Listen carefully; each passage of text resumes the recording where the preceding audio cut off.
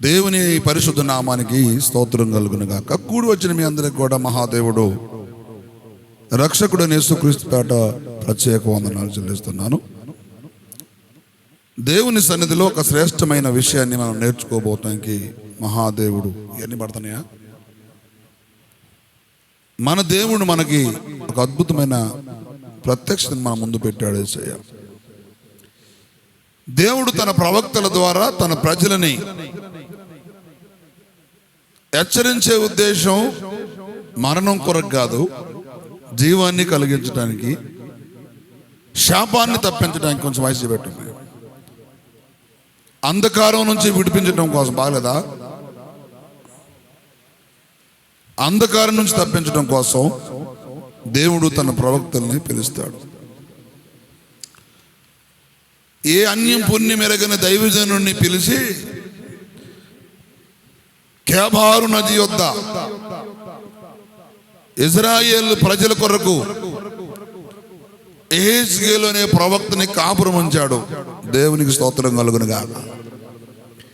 దేవుడు ఎంత ప్రేమ కలిగిన, కనికరం కలిగిన, కృపాకటాక్షం కలిగిన దేవుడు అంటే, నువ్వు శరలోనే సావాలి అని దేవుని ఉద్దేశం కాదు. దేవుని తీర్పులోనే మరణించాలనేది దేవుని సంకల్పము కాదు.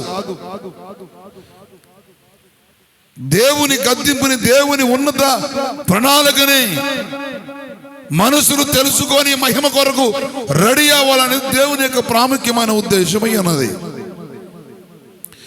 ఈ రీతిగా మహాదేవుడు యెహెజ్కేలుని 5వ అధ్యాయం 1వ వచనంలో యెహెజ్కేలు గ్రంథంలో ఒక మాట మాట్లాడుతున్నాడు. ఆయన చదవండి. యెహెజ్కేలు గ్రంథం 5వ అధ్యాయం 1వ వాక్యం. మరియు నరపుత్రుడా, మంగళ కత్తి వంటి వాడి గల కత్తి ఒకటి తీసుకుని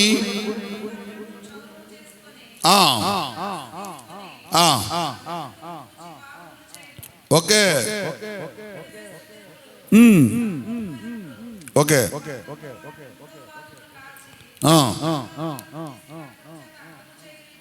ఓకే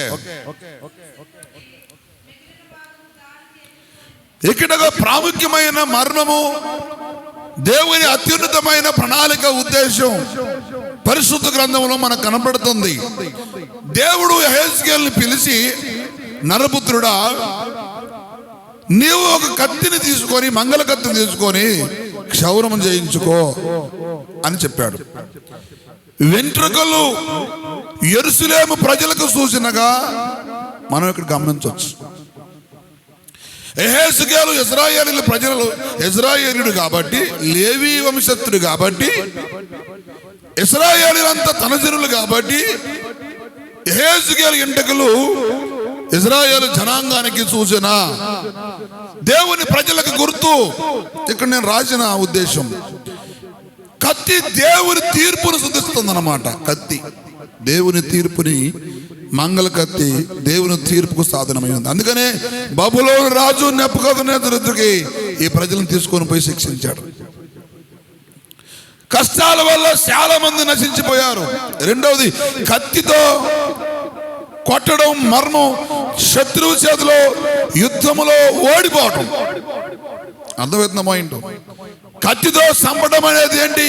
కత్తితో కొయ్యటం అంటే ఏంటి? ఇంటర్గలను కొయ్యటం అంటే ఏంటి? అంటే దేవుని ప్రజలను ప్రత్యేక పరిచి ఆ కత్తితో తెంపినప్పుడు దేవుని సన్నిధిలో గెలవాల్సిన ప్రజలు, విజయంలో ఉండాల్సిన ప్రజలు, దేవుని సముఖంలో జయం పొందాల్సిన ప్రజలు, దేవుని ఉన్నతమైన మహిమ కొరకు ప్రత్యేకించబడాల్సిన ప్రజలు కత్తితో వాళ్ళు యుద్ధం చేసినప్పుడు ఆ కత్తి వారిని శిక్షకు కారకులుగా ఉపయోగించింది.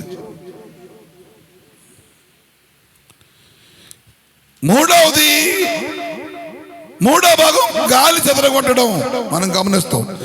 మిగిలిన ప్రజలు అన్య దేశాలకు చెర తీసుకొని పోవటం అని అర్థం. గాలి చెదరగొట్టడం అంటే ఏంటంటే, నాకే చూడండి, గాలి చెదరగొట్టడం అంటే ఏంటంటే, అక్కడ మనం మాట్లాడే మాటల్లో జనులని, ప్రజలని అన్య దేశాల్లోకి, ఆయా ప్రాంతాల్లోకి దేవుడు తన ప్రజల్ని చెదరగొట్టాడు. గాలి చెదరగొట్టడం అంటే అది ఎంట్రకల్. మూడవది నాలుగవది 5:3 కొన్ని వెంట్రుకలు వస్త్రములు కట్టుకోవడం. దేవుడు ఒక చిన్న విశేష జనాన్ని కాపాడుతాడు అని అర్థం. హల్లెలూయా. కొన్ని వెంట్రుకల్ని ఏం చేయాలంట? మూట కట్టుకోవాలంట. అంటే కొంతమంది జనాంగాన్ని మాత్రమే దేవుడు కాపాడుతాడనే ఉద్దేశాన్ని ఈ తల క్షౌర విషయంలో ప్రవక్తతో దేవుడు మాట్లాడిన విషయాలు ఇవన్నీ. దేవుడు ఏం చెబుతున్నాడు అక్కడ మనకి ఏమర్థమవుతుంది? ఫస్ట్ది తల వెంట్రుకలు యెరూషలేములో ఉండే ప్రజలకు సూచన. రెండవది దేవుని తీర్పుకు సాధనమైంది కత్తి. మూడవది మనం గమనిస్తే మూడో భాగం గాలి చెదరగొట్టిపోవడం అంట. మిక్కిలి అన్ని దేశాల్లోకి చెదరకొని పోవటం. నాలుగవది కొన్ని వెంట్రుకలు వస్త్రములు కట్టుకోవడం వసంగులో. అంటే దేవుడు కొంతమందిని మాత్రమే ఆయన తప్పిస్తాడు, విడిపిస్తాడనే ఉద్దేశాన్ని ఇక్కడ మనం దేవుని వాక్యం మాట్లాడుతాం. కాపాడబడిన వారిలో కొందరు శుద్ధి కొరకు మరియు శిక్ష చేయబడతారని కూడా ఈ అధ్యాయం యొక్క ఉద్దేశంలో పరిశుద్ధ గ్రంథంలో ప్రభువు మాట్లాడుతున్నాడు. దేవుని ప్రజలారా, దేవుని సన్నిధిలో దేవుని వాక్యం మనతో మాట్లాడేది ఏమిటంటే, దేవుని సన్నిధి, దేవుని కాంతి దేవుని కోపాన్ని అంతటిని కుమ్మరిస్తే అందరూ చనిపోతే తన శేషం లేకుండా పోద్దేమని. కొంతమందిని చెదరగొట్టాడు, కొంతమంది యుద్ధములో చంపివేశాడు, కొంతమందిని దేవుడు ఏం చేశాడంటే శంగులో మూట కట్టుకోమన్నాడు ఎండ్రొకలని. అంటే కొంతమందిని తప్పించాడు. దేవుని ప్రేమని మానవుడు అర్థం చేసుకునే విషయంలో విఫలమైపోయారు. ఒక రాత్రికాల సమయంలో మహాదేవుడు నాతో మాట్లాడుతున్నాడు, నరపుత్రుడా,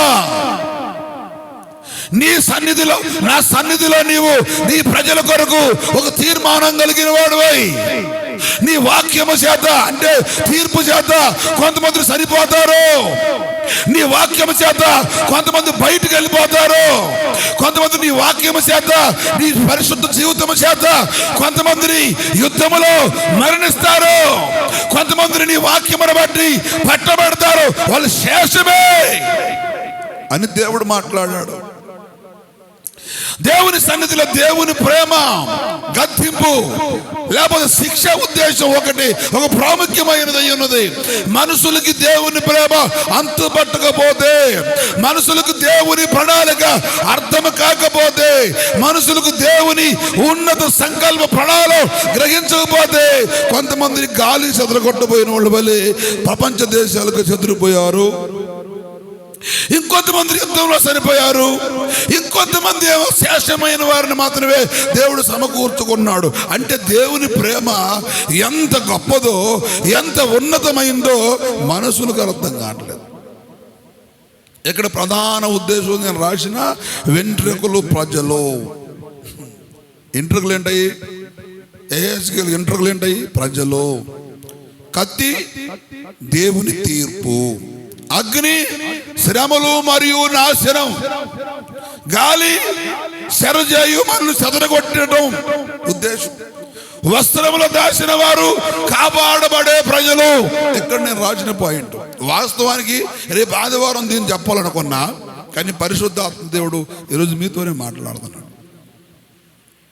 అందుకనే పరిశుద్ధ గ్రంథంలో 10 మంది సంఘములో ఉంటే, 10 మంది చర్చికి వస్తే, 10 మంది సిద్ధులు ఉంటే, 10 మందికి డ్యూటీలు ఉంటే, 5 మాత్రమే సిద్ధుల్లో నూనె ఉంది, 5 మాత్రమే డ్యూటీలు ఉంటుంది, 5 మాత్రమే పెళ్లి కుమారుని స్వరమెనగలిగారు. శేషమే రక్షణ. దేవుని మానవాళిని ప్రత్యేకించిన ప్రణాళిక, ఒక అద్భుతమైన ప్రణాళిక. నేను ఒక మాట దేవుని వాక్యం నాతో మాట్లాడింది మధ్యాహ్నం పూట. ఇదిగో శాశ్వతమైన ప్రేమ చేత నేను ప్రేమిస్తున్నాను అనే మాట ఒక రోజులో, 2 రోజుల్లో, ఒక నెలలో, ఒక సంవత్సరంలో, 10 సంవత్సరాల్లో, 20 సంవత్సరాల్లో, లేకపోతే భూమి మీద నువ్వు ఉన్నంతకాలం మాత్రమే కాదు, నువ్వు చనిపోయినా కూడా ప్రేమ బతికే ఉండిద్దని దేవుడు మాట్లాడాడు. దేవుని ప్రేమ మనుషుల వంటిది కాదు. దేవుని ప్రేమ మనుషుల వంటిది కాదు. దేవుని ప్రేమ మనసులో ఆలోచన వంటిది కాదు. దేవుని ప్రణాళిక మనసులో ఆలోచించేటువంటిది కానే కాదు. అందుకనే దేవుని ప్రియులరా, దేవుని వాక్యాన్ని మనం బాగా గ్రహించడం నేర్చుకోవాలి. భర్త అయినా, లేకపోతే తల్లి అయినా, తండ్రి అయినా, లేకపోతే పిల్లలైనా, లేకపోతే తండ్రి కుటుంబీకులు ఎవరైనా, వాళ్ళ ప్రేమ ఎంతకాలం ఉందంటే వాళ్ళకు నువ్వు అనుకూలంగా ఉన్నంత వరకే నీ ప్రేమ. కానీ దేవుని ప్రేమ సరళ ఉన్న వాళ్ళ దగ్గర కూడా ప్రవక్తను తీసుకొని పోయాడు దేవుడు. ఎందుకు? చదవండి ఆ మాట. 1వ అధ్యాయం హెస్కేలు గ్రంథం చదవండి, 1వ వచనం చదవండి. 30వ సంవత్సరం 4వ నెల 5వ దినమును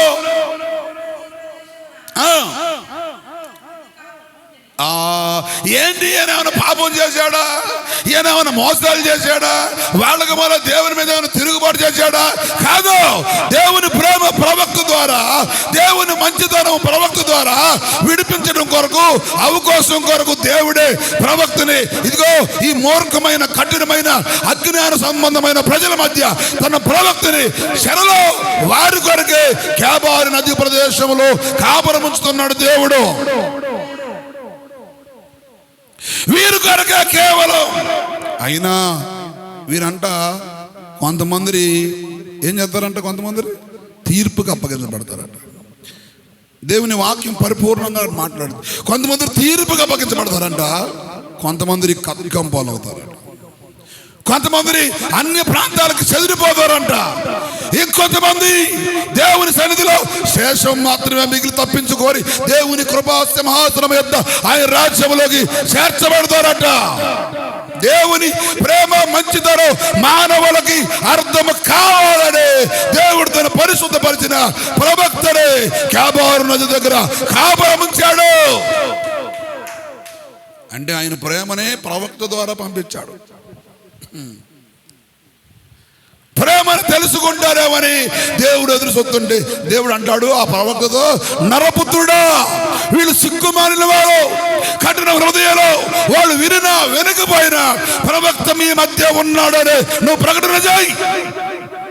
అంటే వాళ్ళు వినరని, సిగ్గుమాలిన వారని, కఠినమైన వారని దేవుడికి ముందే తెలుసు. వీళ్ళు బ్రహ్మదండ్రుల చెట్లు వంటి వారు, నువ్వు తేళ్ల మధ్య కాపురం అన్నావు. అంటే ఒక పక్క దేవుని సన్నిధిలో నిందారహితుడిగా జీవించాలి, ఒక పక్క ప్రార్థనలో ప్రవరణ కలిగి జీవించాలి, ఒక పక్క ఈ క్రూరమైన హింస కలిగిన స్వజనుల మధ్య పరిశుద్ధ జీవితాన్ని కాపాడుకొని నిందలు అవమానాలు భరించాలి. వీళ్ళు బ్రహ్మదండ్రుల చెట్లు వంటి వారు, ముళ్ళ వంటి వారు. నీకు వచ్చిన దర్శనం, వీళ్ళు బ్రహ్మజాల ముళ్ళ వంటి వారు, వీళ్ళు తేళ్ల మధ్య నువ్వు కాపురమంటున్నావు. నువ్వు భయపడొద్దు. ఏమండి దేవుడు మానవుల పట్ల పెంచుకున్న ప్రేమ? ఏమండి చెరలో ఉన్న వారిని కూడా విడిపించాలనుకున్న దేవుని మంచితనం? ఏమండి దేవుని కృపా కటాక్షం కేబారు నది దగ్గర యెహెజ్కేలుని చెరలో కాపురం ఉంచాడు. ఎందుకో? విడుదల కొరకై ఎదురు చూచాడు. ఆయన అంటాడు, ఇగో దేవుని ప్రభావ దర్శనం అంతటిని దేవుడు చూపించాడు. దేవుని సన్నిధి ప్రభావం అంతా తన ప్రవక్తగా బయలుపరిచాడు. ఇదిగో నా మంచితనం, ఇదిగో నా ప్రేమ, ఇదిగో నా శక్తి, ఇదిగో నా సామర్థ్యం, ఇదిగో నా వెలుగు, నువ్వు చూడు అని ప్రవక్త మోర్చిపోయే అంతగా, శక్తిహీనత అయ్యే అంతగా దేవుడు తన ప్రవక్తను ధైర్యపరిచాడు. ఏమండి, ఒక అన్యం పొన్ని వెరగని ఏనాడు కూడా కనీసం కలేబరాని కానీ, నీసుని కానీ, మాంసమును కానీ ముట్టని ప్రవక్తను తీసుకెళ్లి కేబారు నది దగ్గర చెరలో ఉన్న వారి దగ్గర కాపురమించడానికి పడేంటి దేవుని ప్రేమని బయలుపరచాలని. దేవుడు ఎంత మంచోడో అర్థం చేసుకోవడానికి మీకు సమయం పడుతుంది. శాశ్వతమైన ప్రేమతో నేను మిమ్మల్ని ప్రేమిస్తున్నాను అంటున్నాడు ఇర్మియాతో. అంటే ఏంటి శాశ్వతమైన ప్రేమ అంటే? చనిపోయి సమాధిలోకి పోయినా మళ్ళీ ఎత్తుకొని పరలోకంలో ఉంచుకుంటాను రా బాబు. దేవుని వాత్సల్యత, దేవుని మంచితనం, దేవుని కనికరం నీకు ఇంకెప్పుడు అర్థం అవుతుంది? కేబారు నది దగ్గర నీ కొరకే దేవుడు తన ప్రవక్తను ఉంచాడు. ఇంకో మాట అంటాడు, నువ్వు నీ మాట కానీ అన్ని జనుల దగ్గరికి వెళ్ళి నువ్వు మాట్లాడితే వాళ్ళు నీ వాక్యాన్ని విని రక్షణ పొందుతారు. కానీ వద్దు, నువ్వు ఎక్కడే ఉండాలా. ఈ ప్రజలు నేను ప్రేమిస్తున్నా, ఈ ప్రజల కోసం నేను ప్రాణం పెట్టా, ఈ ప్రజలు ఏదో ఒకటి వినాలా, వాళ్ళు వినాలని దేవుడు తన ప్రవక్తని దాశాడు. క్యాబార్ నది ప్రదేశంలో క్రూర మృగాలు తిరిగే ప్రజల మధ్య దేవుడు మార్చాడు. దేవుడి ప్రేమ ఓర్పుకి నా హృదయపూర్వకమైన ప్రత్యేకమైన కృతజ్ఞతాస్తుతులు తెలియజేస్తున్నాను. నువ్వు ఎక్కడికి పోవద్దు, అసలు చూడు, నువ్వు ఎక్కడికి పోవద్దు. దేవుడు తన ప్రవక్తని అక్కడ పెట్టాడు అంతే. ఇది ప్రజలకి ప్రవక్త మహిమను అర్థం చేసుకోలేకపోతున్నారు. మా ఓడేలే అనుకుంటున్నారు కొంతమంది. మా ఊరోడలే అంటే అగౌరవమైన జీవితాన్ని జీవించి సులకనగా మాట్లాడేవాళ్ళు కొంతమంది. మా ఓడేలే, మాతో పాటు నివసించేవాళ్ళే, మా మధ్యలో ఒకరిగా నివసించేవాళ్ళే అని బ్రహ్మదండ్ల చెట్లు వంటి వారిగా, తేళ్లు వంటి వారిగా, సులకనగా, అలుసుగా, బలహీనతగా సూచన లేదు. నువ్వు అక్కడే ఉండవు, ఆ ప్రజలనే కాపాడుతానని. కడుపును మండి ప్రవక్తకు అర్థమయ్యే విధంగా ప్రవచనాన్ని మాట్లాడాడు అక్కడ. నువ్వు వెంటనే ఇంటికి వెళ్ళి మంగళ కథ తీసుకొని సౌరం చేయించుకో. జుట్టు అంటే ఏంటి? అతుక్కొని ఉండాల్సినవి, పెనవేయబడాల్సి ఉండాల్సినవి, ఎదగాల్సినవి కట్ చేయబడుతున్నాయి, గీకబడుతున్నాయి, రాలి పడుతున్నాయి. అంటే దేవునితో పెనవేయబడాలి, దేవుని సేవకుడితో అంటుకట్టబడి ఉండాలి, దేవుని సేవకుని మాటకి లోబడాలి, దేవుని చిత్తములో విధేయత కలిగి ఉండాల్సిన ఈ ఎంట్రగలో లేదా ఈ ప్రజలు గీకివేయబడుతున్నారు. కారణం దేవుడికి మండింది మంట, దేవునికి మంట మండింది, చెదలు కొట్టేది అంతే. దేవునికి నచ్చదా? దేవుని సమూహంలో, దేవుని సన్నిధిలో ఆశ్చర్యమైన ప్రేమను అర్థం చేసుకో. అంటుకట్టబడాల్సిన ప్రజల్ని గీకి వదిలిపడేశాడు. లాస్ట్గా ఏమంటే, ఈ కత్తి తీర్పురా బాబు ఏమంటాడు, వెంట్రుకలు ఏమంటాడో ఈ ప్రజలు గీకి అవతల పడేసిండు. అతుక్కున్న వాళ్ళని, ప్రవక్త మాటకు లోబడిన ప్రజలు, సేవకుడి మాటని అవిధేయంగా అజ్ఞానంగా తీసుకొని జీవించే ప్రజలు వీరు, శాపాన్ని కొనుక్కునే ప్రజలు వీరు, దేవుని సన్నిధిలో దేవుని సముఖంలో నిలబడాల్సిన ప్రజలు వీరు. అందుకనే ఈ స్వజనులు అంటే దేవునితో పెనవేయబడిన ప్రజలని గీకి కింద వేసిండు. తర్వాత ఏం చేశాడు? వెంట్రుకలు ఏంటది? అందరూ చెప్పాలి. వెంట్రుకలు ఏంటది? దేవుని వెంట్రుకలు ఏంటది? దేవుని ప్రజలు, ఇశ్రాయేలు జనాంగం. కత్తి దేవుని తీర్పు. అర్థమైపోతుంది పాయింట్. మూడవది అగ్ని మరియు శ్రమలు మరియు నాశనం. అగ్నితో కాల్ చేసిన కొన్ని వెంట్రుకల్ని. అగ్ని, శ్రమలు, నాశనం. ఎవరిళ్ళు? అంటుకట్టబడిన ఉన్న ప్రజలు, అతక్కునబడిన ప్రజలు, ఎదిగే ప్రజలు, దేవుని సన్నిధిలో ప్రతిష్ఠించబడిన ప్రజలు. వీళ్ళని అగ్ని వచ్చి నాశనం చేస్తుందంట. మూడోది. నాలుగోది గాలి వచ్చింది, గాలి వచ్చేసి చెదరగొట్టేసింది. ఇప్పటికి కూడా ఇశ్రాయేలు దేశంలో ఉండే ప్రజలు, మన ఆంధ్రలోని గుంటూరులో ఇశ్రాయేలు ఉన్నారు ఇప్పటికి కూడా. ఆ రోజు చెరగొచ్చిన ప్రజలు అయి ఉండొచ్చు, లేకపోతే తర్వాత కాలంలో వచ్చి ఉండొచ్చు. ప్రపంచ దేశాల్లో ఇశ్రాయేలు ఇక్కడ చెదిరిపోయిన వారు ఇంకా ప్రపంచంలో ఉన్నారు. గాలి చెదరగొట్టు పట్టువల అయిపోయారు కొంతమంది. తర్వాత వస్త్రములో దాచిన వారు ఏంటంటే శేషముగా రక్షణ పొందిన వారట. హల్లెలూయా. దేవుడు తన ప్రవక్తకి ఏదైతే మాట్లాడాలనుకున్నాడో, ఈరోజు ఏదైతే ప్రజల జీవితాలు ఎలా ఉన్నాయి అనుకుంటుండో, ఇగో ఇక్కడ చెప్పబోయే ప్రవచనం అక్కడే దేవుడు ఈ దేశంలో అనేక ప్రాంతాల్లో, అనేక సంఘాల్లో ఉన్న ప్రజల మధ్యలోకి తీర్పుగా చేయబోతున్నాడు. కొంతమందిని దేవుడు కత్తి చేత బయటకు తీసిపోతున్నాడు, కొంతమందిని అగ్ని చేత కాల్చిపోతున్నాడు, కొంతమందిని గాలి వారు చెదరు కొట్టబోతున్నాడు, కొంతమందిని మాత్రమే దేవుని కొరకు బతికే వాళ్ళు, దేవుని చిత్తంలో ఎదిగే వాళ్ళు మాత్రమే రక్షించబోతున్నాడు. ఇది ప్రవచనం. ఇంకా నిర్లక్ష్యం, ఇంకా అజ్ఞానం, ఇంకా అసమర్థత, ఇంకా చీకటి బ్రతుకులు, ఇంకా శాపంలో జీవిస్తున్న ప్రజలు బ్రతుకులో మార్పు లేదు. దేవుడు కేబారు నది యొద్ద ప్రవక్తను కాపురం ఉంచినట్లే ఆయన ప్రేమ మాట. సేవకుడు ఎక్కడుంటే అక్కడ ఆయన ప్రేమ ఉంది. సేవకుడు ఎక్కడుంటే అక్కడ ఆయన మాట ఉంటుంది. సేవకుడు ఎక్కడుంటే అక్కడ ఆయన సన్నిధి ఉంటుంది. సేవకుడు ఎక్కడుంటే అక్కడే ఆయన ప్రజలు ఉండాలి. ఇది దేవుని మర్మం. ఈరోజు మీకు అర్థమవుతుందా? బోధ అర్థమవుతుందా? ఎన్నాళ్ళ నుంచి సరళ అని మార్పు పొందుతారని కొన్ని ఏళ్ళు. ఎప్పుడొచ్చింది దర్శనం ఆయనకి? చదువు ఒకటో అధ్యాయం హెజ్కేలు గ్రంథం 30వ సంవత్సరం వచ్చింది. ఇవాళ వచ్చింది దేవుని పిలుపు. మళ్ళా సరళ ఉన్నవాళ్ళ దగ్గర గురించి పిలుపు వచ్చింది. 30వ దినం 4వ నెల 5వ తారీఖు నాడు, 30వ సంవత్సరం 4వ నెల 5వ తారీఖు నాడు దేవుడు ఆడ మాట్లాడాడు. ఎన్నాళ్ళైనా చూశాడో తెలుసా? కొన్ని వందల సంవత్సరాల ప్రజల కొరకు దేవుడు నిరీక్షిస్తాడే ఉన్నాడు. దేవుని సన్నిధి, దేవుని ప్రసన్నత, దేవుని శక్తిని నిర్లక్ష్యపరచబడే వాళ్ళని ఏం చేస్తాడట? ప్రజల్ని ఏం చేస్తాడట? తీసేస్తాడు. ఈరోజు ఇప్పుడు జరగబోతున్న ఈ వాక్యాన్ని బట్టి దేవుడు ఇక్కడ మీరు ప్రజలున్నా లేకపోయినా ఆ జడ్జిమెంట్ ఆటోమేటిక్గా జరిగిపోతుంది. ఇది మోసే ఉద్దేశం కాదు, దేవుని ప్రణాళిక.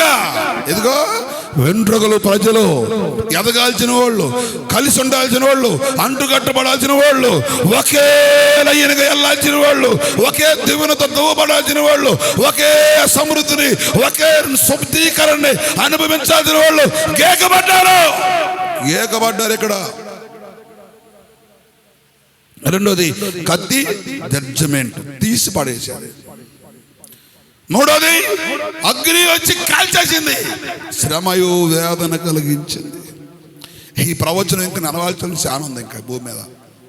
అగ్ని, శ్రమయు మరియు నాశనం. నాలుగోది గాలి, శరయు మరియు చెదిరిపోవడానికి సాదృశ్యం. ఏంటది? గాలి, శరయు. రాసుకోవాలి అలాంటి ప్రసంగాలు. శరయు చెదిరిపోవడానికి సాదృశ్యం. ఐదోది వస్త్రములు దాచిన వారు కాపాడబడే శేషమైన ప్రజలే. అందులో నువ్వంటవా